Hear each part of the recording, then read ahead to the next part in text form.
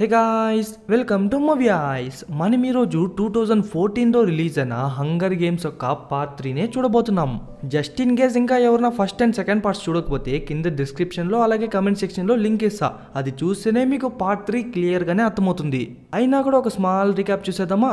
Last మూవీలో చూసుకున్నట్లయితే already hunger games ఆడి win అయిన వాళ్ళని మళ్ళీ రప్పించి మళ్ళీ వాళ్ళతోనే హంగర్ గేమ్స్ ఆడిపించింటారు. అలా గేమ్స్ అంతా రసవత్రంగా జరుగుతున్నప్పుడు స్నో బ్రోగే తెలియక పక్కాగా ప్లాన్ చేసిన ప్లూటార్క్ హేమిచ్ మన హీరోయిన్ హంగర్ గేమ్స్ నుండే కాపాడేసి డైరెక్ట్ గా డిస్ట్రిక్ట్ 13 కి తీసుకెళ్తాంటారు. అసలు ఆ డిస్ట్రిక్ట్ 13 లో అంతగా ఏముందని చెప్పి స్నో బ్రోనే గేమ్ మేకర్ మోసం చేసి తీసుకెళ్తాడు.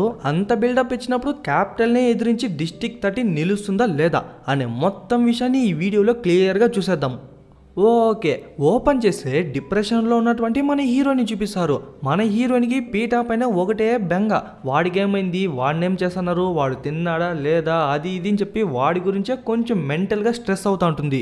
దాన్ని చూసిన డాక్టర్లు లాక్కొచ్చి బెడ్ మీద పడేస్తారు. అప్పటికి వాళ్ళు వెళ్ళిన తర్వాత ఎవరు లేని గ్యాప్ చూసి పక్క రూమ్కి వెళ్ళిపోతుంది. అక్కడేమో ఫినిక్ ఉంటాడు. ఓఎమ్మో, వాడు ఇంకా డిప్రెషన్లో అల్ట్రా ప్రో మ్యాక్స్ లెవెల్లో ఉంటాడు. ఎందుకంటే క్యాపిటల్ వాళ్ళు వాడి గర్ల్ ఫ్రెండ్ని కూడా తీసుకెళ్ళిపోయినారంట. అప్పుడే మూవీ టైటిలే వేస్తారు, the hunger games mocking Joy part 1 అని. నేను కాదు రాసింది, ఇది మూవీ వాళ్ళే రాసింది. అట్లయితే మాకింగ్ జాయ్లో పార్ట్ 2 కూడా ఉంటుంది.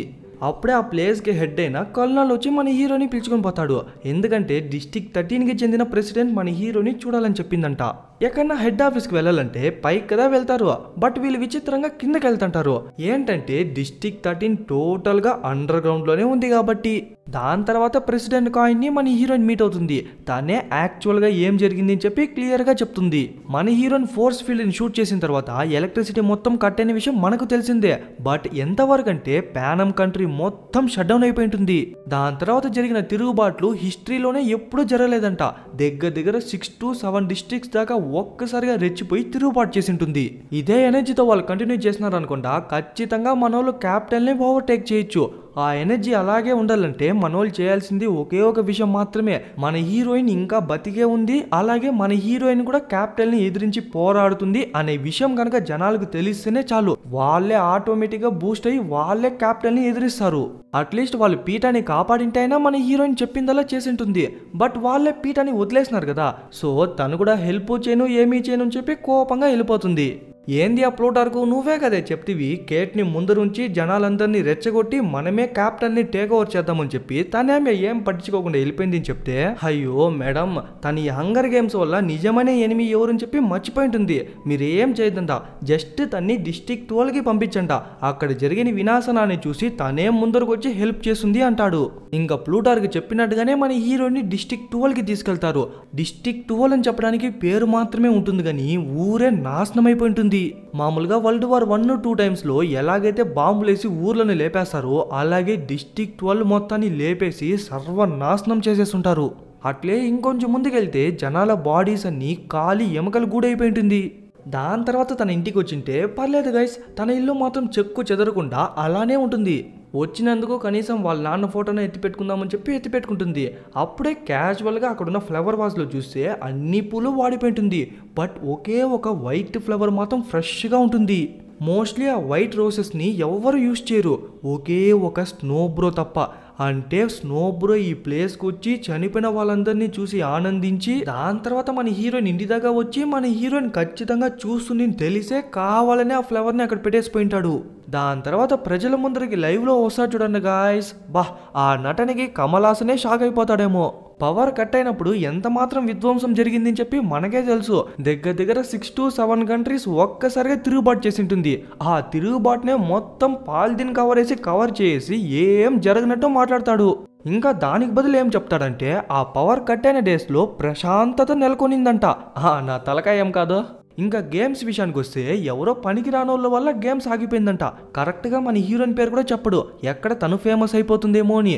దాని తర్వాత హంగర్ గేమ్స్ ఆగిపోయినందుకు వీళ్ళే కారణం అని చెప్పి ప్రతి డిస్టిక్లోనూ 2-3 పెట్టి వాళ్ళ కళ్ళ ముందరే షూట్ చేపించేస్తాడు. ఆ తర్వాత మన హీరోని చూస్తే తను డిస్ట్రిక్ట్ 13కే వచ్చేసి ఉంటుంది.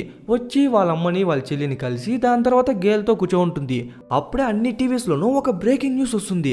ఎవర్రా చూస్తే మన పీట, అంటే మన పీట ఇంకా బతికే ఉన్నాడనమాట. వాడు అసలు ఏం జరగనట్టే మాట్లాడుతుంటాడు. ఇంకా కావాలంటే స్నో బ్రో చెప్పేదే కరెక్ట్, వాయిన్ మాటే వినండి అని చెప్పి వాయనికే జేజీలు కొడుతుంటాడు. ఆబ్వియస్లీ మనకే తెలుసు ఖచ్చితంగా వాళ్ళే మన పీఠాన్ని ఫోర్స్ చేసి మాట్లాడిస్తున్నారు నీ. వెనకాల ఎంత పాలిటిక్స్ అయినా జరగని, బట్ వాడొక సెలబ్రిటీ. అలాంటప్పుడు వాడు కెమెరా ముందర ఏం మాట్లాడితే అదే జనాలు కూడా నమ్ముతారు. వాడు లాస్ట్కి ఏం చెప్పొస్తాడంటే జరిగిన దానికి మాకు సంబంధమే లేదు అంటాడు. అలాగే ఇంకా ఎవరైనా ఎదుర్కొంటాం, తిరుగుబాటు చేస్తాం, ఎదిరిస్తామంటే మీ ఉద్దేశాన్ని మార్చుకోండా. ఇలాంటి మంచి రూలింగ్ గవర్నమెంట్ మనకి ఎప్పుడు దొరకదని చెప్పి బట్టి కొట్టిందని అట్లే మాట్లాడుతుంటాడు. మన హీరోయిన్కి అయితే ఖచ్చితంగా తెలుసు ఎవరో పీఠాన్ని ఫోర్స్ చేస్తున్నారు అని. బట్ ఆ విషయం ఇక్కడున్న జనాలకి తెలియదు కదా. సో వాళ్ళందరూ మన పీఠ పైన చంపేంత కసిగా ఉంటారు. అప్పుడే మన హీరోనే అర్థం చేసుకుంటుంది మనం సైలెంట్గా ఉంటే ఏది ముందుకు జరుగుతుంది. సో కొన్ని డిమాండ్స్తో ప్రెసిడెంట్ కాయిన్ ముందరికి వెళ్తుంది. ఫస్ట్ డిమాండ్ ఏంటంటే మన పీఠాని, జుహానని అలాగే ఫినిక్ గర్ల్ ఫ్రెండ్ని ఎంత త్వరగా వీలైతే అంత త్వరగా కాపాడాలా అంటుంది. దాని తర్వాత సెకండ్ డిమాండ్ ఏంటంటే పీఠాని కాపాడిన తర్వాత వాడికి ఎటువంటి పనిష్మెంట్ ఇవ్వకూడదు, ఎందుకంటే వాడు కాదు మాట్లాడింది, వాడిని మాట్లాడిస్తున్నారు అంటుంది. ఫస్ట్లో ప్రెసిడెంట్ ఒప్పుకోకపోయినా పీఠాని, జొహానని వాళ్ళే కదా వదిలేసి వచ్చింది. సో వేరే దారి లేక ఖచ్చితంగా ఒప్పుకొనే తీరుతుంది. ఈ పక్క అక్కని చూపిస్తే అక్కది ఒకటే కామెడీ. ఒక్కొక్కరు బయట ఎప్పుడురా చంపేస్తారని చెప్పి వాళ్ళే భయపడి సస్తా అంటే అక్కకు మేకప్ లేదంట, అలాగే ఆ ఫ్యాషన్ డ్రెస్ లేదంట. సో బయటికే రాను అంటుంది. రాకపోతే పోయే ఇంకోనైనా చూసుకుంటామని చెప్పేసరికి మళ్ళీ తనే వస్తుంది. దాని తర్వాత మన హీరోయిన్ వేసిన డిమాండ్స్ని డిస్ట్రిక్ట్ 13 వాళ్ళకు కూడా చెప్పి అలాగే మన హీరోయిన్ మనకు మోకింగ్ జాయ్గా ఉండడానికి ఒప్పుకుంది అని చెప్పి సెలబ్రేట్ చేసుకుంటారు. సెలబ్రేషన్ అంటే ఏమో క్యాపిటల్లో చేసుకుంటారు చూడంట, అంత రేంజ్ ఏం కాదు, జస్ట్ ఓ అంటే ఓ అంతే. అప్పుడే మనకు సిన్నా చేసిన one of the best and unique mocking Joy outfit గురించిన డీటెయిల్స్ని మన హీరోయిన్కి ఇస్తుంది. ఎంతైనా పాపం గై సిన్నా ఎప్పుడైతే స్నో బ్రో ఇచ్చిన వెడ్డింగ్ డ్రెస్ని మన సిన్నా కస్టమైజ్ చేసి దాన్ని ఒక మాకింగ్ జాయ్ బడ్లో మార్చినాడో అప్పుడే మన సిన్నా పైన స్నోకు ఒక కక్ష వచ్చేసి ఉంటుంది. అందుకనే కావాలనే మన హీరోయిన్ ముందరే సిన్నాని చంపించేసి ఉంటాడు. Rest in peace bro. ఇంకా మన సిన్నా చేసిన మాకింగ్ జాయ్ అవుట్ఫిట్ని మన హీరోయిన్కి వేసి ఒక యాడ్లా షూట్ చేస్తారు. ఆ యాడ్ ద్వారా మన హీరోయిన్ జనాల పక్కనే నిలుస్తుంది, జనాల కోసమే పోరాడుతుంది చెప్పడానికి తీసింటారు. బట్ ఎంత విఎఫ్ఎక్స్ వాడినా, ఎంత ఎడిటింగ్ చేసినా కూడా అంత నేచురల్గానూ లేదు, అలాగే అంత ఎఫెక్టివ్గానూ లేదు. అప్పుడే మన హేమిచ్ ముందరకు వచ్చి ఓకే గైస్ ఇవన్నీ వదిలేండా, మన హీరోయిన్ జనాల మధ్య పాపులర్ అవ్వడానికి ఏ మూమెంట్స్ హెల్ప్ చేసింది అంటాడు. ఫస్ట్ చూసుకున్నట్లయితే మన హీరోయిన్ తన చెల్లి ప్రిమ్ కోసం వాలంటరీగా హంగర్ గేమ్స్ కి వెళ్ళింటుంది. దాని తర్వాత రూత్ అన్ని కాపాడిందని ఒకే ఒక కారణంతో రూ కోసం ఉండి రూ కోసం ఫైట్ చేసి రూని చంపినోని తను కూడా చంపేసి ఉంటుంది. రూ చనిపోయేటప్పుడు మన హీరోయిన్ ఒక పాట పడింది కదా, ముఖ్యంగా ఆ పాట ద్వారానే మన హీరోయిన్ జనాల మధ్య ఇంకొంచెం ఫేమస్ అయి ఉంటుంది. సో వీటన్నిటి ద్వారా మనకేం తెలుస్తుంది, అది చేయి ఇది చేయి అని చెప్పి మన హీరోయిన్ కి ఎవరు చెప్పలేదు. మన హీరోయిన్ కి తోచినట్టు చేసింది, దాని ద్వారానే తను ఫేమస్ కూడా అయింది. సరే బ్రో, ఇప్పుడు మొత్తానికి ఏం చెప్పొస్తున్నామంటే పెద్దగా ఏం లేదు గైస్. మన హీరోయిన్ ని మళ్ళీ ఒక వార్ ఫీల్డ్ లో ఉంచితే అక్కడున్న సిచ్యువేషన్స్ ని బట్టి మన హీరోయిన్ ఏదోటి చేస్తుంది, మళ్ళీ దాని ద్వారానే మన హీరోయిన్ జనాల మధ్య పాపులర్ అవుతుంది అని చెప్పి హేమి చెప్తాడు. మన హీరోయిన్ కూడా ఒప్పుకుంటుంది. బట్ అలా వెళ్ళినప్పుడు నీకేమన్నా అయ్యి చనిపోతే ఎలా అని మన ప్రెసిడెంట్ అడిగితే చచ్చిపోతేనా దాన్ని కూడా మర్చిపోకుండా రికార్డ్ చేసి దాన్ని ఒక ప్రోమోలాగా రిలీజ్ చేయండి, ప్రజల కోసం ప్రాణాలు వదులుకున్న మోకింగ్ జాయ్ క్యాట్నిస్ అనే ఒక టైటిల్ పెట్టేసి జనాల ముందు వదలండా, ఆటోమేటిక్ గా జనాలే ఫైర్ అయి స్నో బ్రోని నిలదీస్తారని చెప్పేసరికి వాళ్ళు కూడా నవ్వేసి మన హీరోని పంపించేందుకు ఒప్పుకుంటారు. వెళ్లే ముందు మన హీరోయిన్ కోసమే స్పెషల్ గా డిజైన్ చేసిన తన వెపన్స్ ని తనకు చూపించి దాని కెపాసిటీ కూడా చూపించిన తర్వాతే మన హీరోయిన్కే ఇస్తాడు. ఇంకా అక్కడి నుంచి వెళ్తాంటే ఆ ప్లేస్ ఉంది కదా, ఆ ప్లేస్ లో ఉన్నదంతా ఎక్స్ప్లోజివ్స్, మిజైల్స్ అలాగే TNT బాంబ్సే. ఇంత పెట్టుకొని ఇంకెందుకు క్యాపిటల్ మీరు దాడి చేసే భయపడుతున్నారంటే అది కాదంటే ఇక్కడ మ్యాటరు. ఒకవేళ వీళ్ళు కనుక అటాక్ చేసినారే అనుకోండా, క్యాపిటల్ దగ్గర వీళ్ళ దగ్గర ఉన్నటువంటి మిజైల్స్ కన్నా డబుల్ త్రిబుల్గా ఉందంట. సో కరెక్ట్ టైంకి వెయిట్ చేశానామంటాడు. అప్పుడే ప్లూటార్క్ ఒక 4-5 మందిని పరిచయం చేస్తాడు. దాంట్లో ఈ అమ్మాయి ఉంది కదా, తన పేరే క్రెసిడా. తనే ఇప్పుడున్నటువంటి జనరేషన్ కి అప్కమింగ్ మూవీ డైరెక్టర్ అంట. ఇప్పుడు మన హీరోయిన్తో ఎందుకు వస్తుందంటే మన హీరోయిన్ చేసే పనిలో ఏదైనా కొంచెం ఇంట్రెస్టింగ్ గా కనిపిస్తే చాలు దాన్ని రికార్డ్ చేసి ప్రోమోలో వదిలేస్తారు. జస్ట్ లైక్ కెమెరా క్రూ అనుకోండా. దాంట్లో ఒకటితో మాట్లాడిద్దాం అనుకుంటే వాడు రిప్లై ఇవ్వకుండా రియాక్షన్ ఇస్తుంటాడు. ఏమైందిరా అంటే వాడి నాలుగును క్యాపిటల్ వాళ్ళు ఎప్పుడో కట్ చేసేసినారంట. నాలుగు కట్ చేసేంత దారుణమా బ్రో క్యాపిటల్ అంటే? అఫ్ కోర్స్ అంత డేంజరస్ అయిన ప్లేసే క్యాపిటల్. ఇంకా క్యాపిటల్ చేసిన నిజమైన కుట్రలు కుతంత్రాలు చెప్తే మీరే షాక్ అయిపోతారేమో. దాంట్లో ఫస్ట్ బాధితుడు మన హేమిచే గాయస్. హేమిచ్ సఫర్ అయిన దాని గురించి సపరేట్గా ఇంకో వీడియోలో తెలుసుకుందాం లేండా, ఈ వీడియోలో వద్దు. Okay, back to the movie. వీళ్ళు చేసే రిస్క్కి డిస్ట్రిక్ట్ 8 వర్త్ అయిన ప్లేస్ అనుకుని డిస్ట్రిక్ట్ 8లోనే ల్యాండ్ అవుతారు. ఈమె డిస్ట్రిక్ట్ 8 ఒక కమాండర్ అనమాట. ఎప్పుడైతే డిస్ట్రిక్ట్ 11లో తిరుగుబాటు జరిగిందో అప్పటి నుంచి ప్రతి డిస్ట్రిక్ట్లోనూ తిరుగుబాటు జరుగుతూ ఉంది. అలాంటి ఒక డిస్ట్రిక్టే డిస్ట్రిక్ట్ 8. వీళ్ళ డిస్ట్రిక్ట్కి స్నో బ్రో చేసిన అన్యాయాన్ని చూస్తే మనకే కన్నీళ్ళు వచ్చేస్తుంది. ఇక్కడ నుంచి కొన్ని అడుగుల దూరంలో కొన్ని డెడ్ బాడీస్ ఉందంట, చనిపోయిన వాళ్ళ డెడ్ బాడీస్.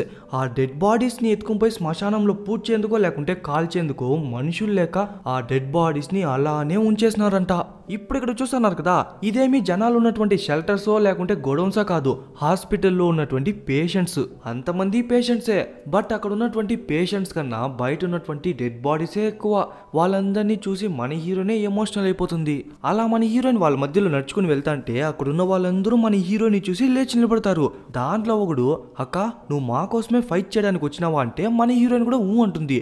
ఇంకందరూ ఆ 3 ఫింగర్ సైన్ ఉంది కదా, ఆ సైన్ చూపిస్తారు. ఈ పక్క స్నో బ్రోని చూపిస్తే స్నో బ్రోకి మన హీరోయిన్ డిస్ట్రిక్ట్ 8కి వచ్చిన విషయం తెలిసిపోయింది. దొర అప్పుడైనా ఒక రూల్ పాస్ చేసింటాడు, ఏ డిస్ట్రిక్ట్ వాళ్ళన్నా మన హీరోయిన్తో కాంటాక్ట్ అయ్యి వాళ్ళతో మాట్లాడితేనే చాలు ఆ డిస్ట్రిక్ట్ మొత్తాన్ని లేపేస్తానని చెప్పి వార్నింగ్ ఇచ్చింటాడు. సో తను కాంటాక్ట్ అయిన వాళ్ళని లేపే అంటాడు. బట్ సార్ తను కాంటాక్ట్ అయింది హాస్పిటల్లో ఉన్న పేషెంట్స్ అంటే ఎవరైతే నాకేముంది, రూల్ అంటే రూలే, దాన్ని ఎవరు క్రాస్ చేసినా వాళ్ళకి మరణ శిక్ష అని చెప్పి హాస్పిటల్లో ఉన్న పేషెంట్స్ని చంపేందుకు ఆర్డర్ పాస్ చేస్తాడు. ఆ ఇన్ఫర్మేషన్ మనోళ్ళకి వచ్చిన వెంటనే మనోళ్ళందరూ వెళ్ళి దాక్కుంటారు. వాళ్ళు హాస్పిటల్నే టార్గెట్ చేస్తున్నారని అర్థం చేసుకున్న మన హీరోయిన్ పరిగెత్తా మిదిపైకి వెళ్ళి ఒక బాణం ఎత్తి వదులుతుందో లేదో వచ్చే ఎయిర్ క్రాఫ్టే పేలిపోతుంది. బట్ అప్పటికే ఇంకో ఎయిర్ క్రాఫ్ట్తో వాళ్ళు అనుకున్న మిషన్ని కంప్లీట్ చేస్తారు. అంటే ఆ హాస్పిటల్ని బాంబులేసే పేల్చేస్తారు. దాంట్లో ఉన్నటువంటి చిన్నపిల్లలు, వయసైన వాళ్ళు, ఆడవాళ్ళు, మగవాళ్ళు, సోల్జర్స్ అందరూ ఫ్రాక్షన్ ఆఫ్ సెకండ్స్లో చనిపోతారు.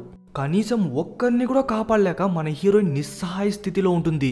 వెంటనే కోపంగా కెమెరా ముందరికి వచ్చి ఇంకా ఎవరైనా క్యాపిటల్ మంచిది, స్నో మంచోడు అనుకున్నారో రేపు వాళ్ళందరి పరిస్థితి ఇదే అని చెప్పి చూపిస్తుంది. ఇప్పుడు చెప్తానా చూడంట, నేను ఇంతవరకు బతికున్నానని చెప్పి ఎవరికి చెప్పలేదు, బట్ ఇప్పుడు చెప్తానా నేను బతికున్నాను, నాతో ఎవరెవరు వస్తారో వాళ్ళందరూ రంట, తిరిగి ఫైట్ చేద్దామంటుంది. ఆ తర్వాత స్నో బ్రో కూడా ఒక వార్నింగ్ ఇస్తుంది. చూడు స్నో, నువ్వు మా డిస్ట్రిక్ట్స్ని లేపేయచ్చు, మా ఇల్లుని అంటించేయచ్చు, బట్ ఒకే ఒక విషయం మాత్రం గుర్తుపెట్టుకో, ఈ రోజు మా ఇల్లు మండుతుందంటే ఖచ్చితంగా రేపు మీ ఇల్లు కూడా మండుతుంది. పాపం గైస్, మన హీరోని ఇవన్నీ చూసి వెక్స్ అయిపోయి ఉంటుంది. దాని తర్వాత డిస్ట్రిక్ట్ 13కే వచ్చింటే ఎడిటింగ్లో ఆ క్లిప్ ఈ క్లిప్ వేసి మధ్యలో VFX కూడా యాడ్ చేసి మన హీరోని హైలైట్ చేసేసి ఉంటారు. దాన్ని చూసి ప్రెసిడెంట్ కానీ అవాక్ అయిపోతుంది. ఇంకా ప్రోమోని ప్యానమ్ కంట్రీ మొత్తం బ్రాడ్కాస్ట్ చేసి ఎవరెవరైతే ఫైట్ చేస్తారో వాళ్ళందరినీ రెడీ అయిపోమని చెప్పి సిగ్నల్ ఇస్తారంట. అనుకున్నట్టే ఆ ప్రోమోని చాలా మందే చూసింటారు. దాంట్లో ఒక డిస్ట్రిక్ట్ ఏం చేస్తుందంటే పనికని వెళ్ళి పని చేయకుండా పరిగెత్తా చెట్లపైకి ఎక్కేసి కింద ఉన్న పీస్ కీపర్స్ ని బాంబులు పేల్చే చంపేస్తారు. ఈ పక్క మనోళ్ళు ఇద్దరిని చూసుకున్నట్లయితే మనోళ్ళు జస్ట్ ఒక టైం పాస్ కోసం హంటింగ్ వచ్చింటారు. అలా ఒక జింకకు ఏం పెట్టి షూట్ చేద్దాం అనుకుంటే ఆ జింక మన హీరోని చూస్తుంది. బట్ ఏ మాత్రం రియాక్షన్ ఇవ్వకుండా మళ్ళీ గడ్డి తింటానే ఉంటుంది. మేబీ ఇంతకు ముందు ఇక్కడ హంటింగ్ జరిగినట్టు లేదేమో, అందుకనే దానికి భయం అనే కాన్సెప్టే తెలిసినట్టు లేదు. ఇంకా మనోళ్ళు ఇది న్యాయం కాదనుకొని దాన్ని చంపకుండానే వచ్చేస్తారు. మళ్ళీ హెడ్ క్వార్టర్స్కే వచ్చింటే అప్పుడే పీటా కూడా మళ్ళీ టీవీలో కనిపిస్తాడు. పాపం గైస్, మన పీట ఎట్ట కొట్టినారో తెలియదు కానీ కళ్ళు మొత్తం వాచిపోయింటుంది, చేతులు కాలంటే ఉదురుతా ఉంటుంది, మాట్లాడే మాటలు కూడా నెత్తిగా మాట్లాడుతుంటాడు. ఈ షో మొత్తం స్క్రిప్టే, ఆయన దగ్గర రాసిచ్చిన క్వశ్చన్లే ఉంటుంది, మన పీటా దగ్గర కూడా రాసిచ్చిన ఆన్సర్సే ఉంటుంది. దాంట్లో ఉన్నట్టుగానే వాడు క్యాపిటల్ కి అలాగే స్నో బ్రోకి జేజేలు పలుకుతా మధ్యలో మన హీరోయిన్ చేసే పనులన్నింటినీ డీగ్రేడ్ చేసి మాట్లాడుతుంటాడు. అలాగే షో ముగించే ముందు లాస్ట్ గా ఒక మాట చెప్తాడు. అది పీటా నుంచి ఒక అడ్వైజ్ అనుకోవచ్చు, అలాగే స్నో బ్రో నుంచి ఒక వార్నింగ్ కూడా అనుకోవచ్చు. చూడు కేట్, నువ్వు చేసే పనులని మంచిదే అనుకుంటున్నావు, బట్ ఆ పనుల వల్ల ఎవరు గాయపడుతున్నారని చెప్పి నీకు తెలియట్లేదు. ఒకవేళ కనుక నువ్వే వాళ్ళందరినీ కంట్రోల్ చేస్తాంటే దయచేసి ఆపే కేట్ అని చెప్పి కొంచెం ఎమోషనల్ గా ఏడ్చి చెప్తాంటాడు. అప్పుడే ఒక విషయం మన హీరోయిన్ కి క్లియర్ గా తెలుస్తుంది. పీటాని అందరూ ఫోర్స్ చేసి మాట్లాడిస్తున్న విషయం మనకు తెలిసిందే, బట్ ఏ విషయం పైన ఫోర్స్ చేస్తుంటారు? ఒకటి మన హీరోయిన్ చంపేస్తానని చెప్పి బెదిరించింటారు, లేకుంటే డిస్ట్రిక్ట్ 12నే లేపేస్తానని చెప్పి బెదిరించింటారు. అలాంటప్పుడు ఆల్రెడీ డిస్ట్రిక్ట్ 12ని స్నో బ్రో లేపేసినాడు అని చెప్పి పీటాకి తెలిస్తేనే చాలు, వాడే ఆటోమేటిక్ గా వాళ్ళకు సపోర్ట్ గా మాట్లాడేది నిలిపేస్తాడు. అదే కాకుండా ఒక విషయం మాత్రం బాగా ఆలోచించండి గైస్, మన హీరోయిన్ అయితే డిస్ట్రిక్ట్ 13కి వచ్చింది కాబట్టి తనకు కావాల్సిన టెక్నాలజీ, వెపన్స్, ఇన్ఫర్మేషన్ మొత్తం వాళ్ళే గ్యాదర్ చేసి మన హీరోయిన్కి ఇస్తారు. ఒకవేళ తను వాళ్ళు చెప్పిన పని చేసినా చేయకపోయినా కూడా తనకు టైంకి ఖచ్చితంగా ఫుడ్ బెడ్ ఉండనే ఉంటుంది. అలాంటి సేమ్ ఫెసిలిటీనే క్యాపిటల్ లో మన పీటాకు ఉంటుందా అనుకుంటే ఏ చింతకాయ ఉండదు. ఫుడ్ బెడ్ గుడ్డు విషయం పక్కన పెట్టంట, రోజుకి వాడిని ఎన్నిసార్లు గుద్దుతారో మనకే తెలీదు. అసలు వాడికి ఇంకా డిస్ట్రిక్ట్ 13 ఉందనే విషయమే తెలియదంటే నమ్ముతారా? బట్ అదే వాడి పరిస్థితి. అసలు వాడికి బయట జరిగే ఏ విషయాలు తెలీదు. ఎవరన్నా వాడికి చెప్తేనే సరే, బట్ ఎవరు చెప్పరు కదా. అందుకనే మన హీరోయిన్ డిస్ట్రిక్ట్ 12 నాశనమైన విషయాన్ని అందరికీ చూపించాలని చెప్పి కెమెరా క్రూ మొత్తాన్ని పిలుచుకొచ్చింటుంది. దిగిన తర్వాత గేలే డిస్ట్రిక్ట్ 12కి జరిగిన సాడ్ స్టోరీ మొత్తాన్ని చెప్తాడు. మన హీరోయిన్ ఫోర్స్ ఫీల్డ్ని షూట్ చేసిన తర్వాత కంట్రీ మొత్తం కరెంట్ పోయిన విషయం మనకు తెలిసిందే.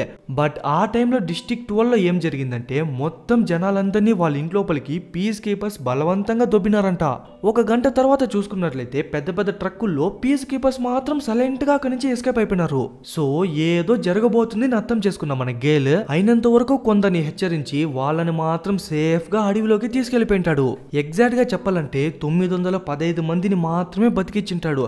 పర్లేదు కదా బ్రో, 900 మంది అంటే అదే ఎక్కువ నంబర్స్. అంటే 10,000 మందిలో కేవలం 915 మంది మాత్రమే బతికినారు.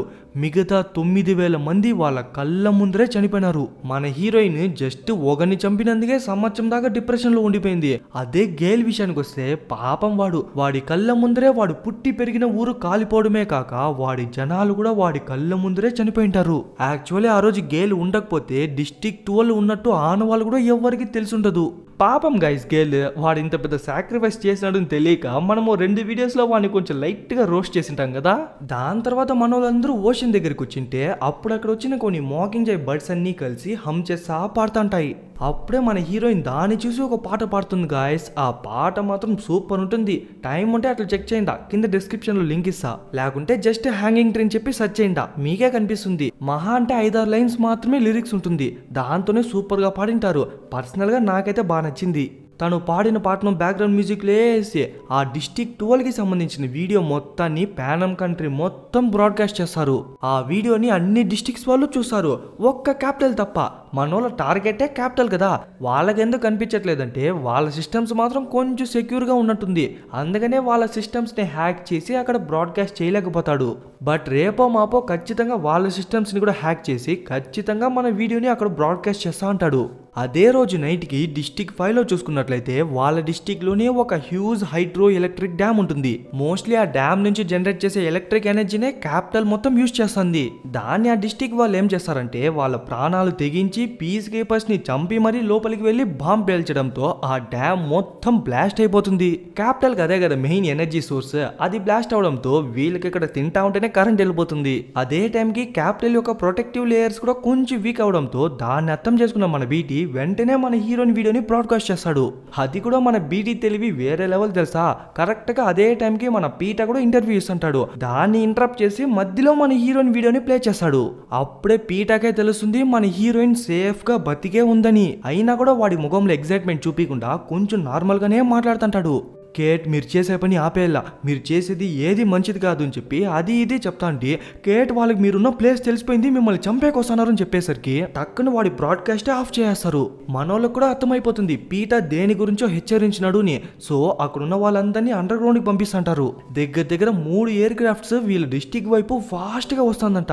ఖచ్చితంగా బాంబులు వేసేదానికి అని చెప్పి మనోళ్ళకి అందరికీ తెలుస్తుంది. సో ఎదురు తిరిగి అటాక్ చేసేందుకు మనోళ్ళు కూడా రెడీ అయిపోతారు. వీళ్ళు ఇంకా అండర్ గ్రౌండ్ కి రీచ్ అవ్వక ముందే బాంబులు వేసేది స్టార్ట్ అవడంతో మనోళ్ళు కూడా అయినంత వరకు ఫాస్ట్ గా అండర్ గ్రౌండ్ కి రీచ్ అయిపోతారు. సేఫ్ అయిన వెంటనే ఫస్ట్ వాళ్ళ అమ్మని చెల్లిని వెతుకుతుంది. వాళ్ళ అమ్మేమో కనిపించేస్తుంది, బట్ తన చెల్లి ప్రిమ్ కనిపించట్లేదు. తీరా చూస్తేనే తెలుస్తుంది తన చెల్లి తన పిల్లిని తేవడానికి వెళ్ళింటుంది. ఎలాగో మన హీరోయిన్ తన చెల్లిని పిల్లిని కాపాడి లోపల తెచ్చేందుకు అలాగే ఎనిమీ టీం వాళ్ళు బాంబు వేసేందుకు కరెక్ట్ గా టైం సరిపోతుంది. వాళ్ళు ఎంత అటాక్ చేసినప్పటికీ మనోళ్ళు మాత్రం ఎటువంటి కౌంటర్ అటాక్ చేయట్లేదు.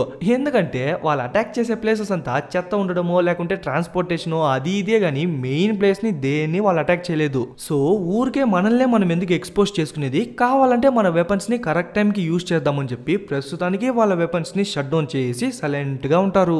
అయినా కూడా ఇంకేమైనా అయిపోతుందేమో అని చెప్పి జనాలందరూ కొంచెం భయపడతా ఎట్లో ఆ రాత్రిని గడిపేస్తారు. నెక్స్ట్ డే ప్రెసిడెంట్ కాయినే మన హీరోయిన్ పిలిపించి మెచ్చుకుంటుంది. ఎందుకంటే పీటా ఇచ్చిన ఇన్ఫర్మేషన్ వల్ల ఇప్పటికీ డిస్ట్రిక్ట్ 13 ప్రాణాలతోనే ఉంది. సో ఎప్పటికీ పీటా రుణం మాత్రం తీర్చుకోలేము అంటుంది. దాని తర్వాత మన హీరోయిన్ దగ్గర ఒక చిన్న హెల్ప్ అడుగుతుంది. పెద్దగా ఏం లేదు, క్యాపిటల్ చేసిన అటాక్ కి మాలో ఏ ఒక్కరికి కూడా ఏం కాలేదు, మేము ఇంకా సేఫ్ గానే ఉండామని చెప్పి ఒక రిప్లై వీడియో మన హీరోని పంపించమంటుంది. మన హీరోయిన్ కూడా ఒప్పుకొని బయటికి వచ్చి చూస్తే డిస్ట్రిక్ట్ 13 మొత్తం నాశనం అయిపోయింటుంది. అంటే ఆల్రెడీ నాశనం అయిపోయింది అనుకోండా, ఇంకాస్త నాశనం చేసింటారు. బట్ వీళ్ళు ఉన్నటువంటి ప్లేస్ లో మాత్రం స్నో బ్రోకి ఎంతో ఇష్టమైనటువంటి వైట్ రోజెస్ ని లెక్కలేనని చల్లింటారు. అంటే స్నో బ్రోకి మనోళ్ళు బతుకున్నారని చెప్పి ఆల్రెడీ తెలిసేమో గాయస్. ఎందుకంటే స్పెసిఫిక్గా ఆ వైట్ ఫ్లవర్స్ని ఎందుకు వేపిస్తాడంటే మన హీరోయిన్ చూస్తుంది తెలిసే వాడు కావాలనే ఆ వైట్ ఫ్లవర్స్ని వేపించింటాడు. అలాంటప్పుడు రిప్లై వీడియో చేస్తే ఖచ్చితంగా స్నో బ్రో మన పీటాని చంపేస్తాడు అని తెలుసుకుని మన హీరోయిన్ ఆ వీడియోని చేయకుండానే వెళ్ళిపోతుంది.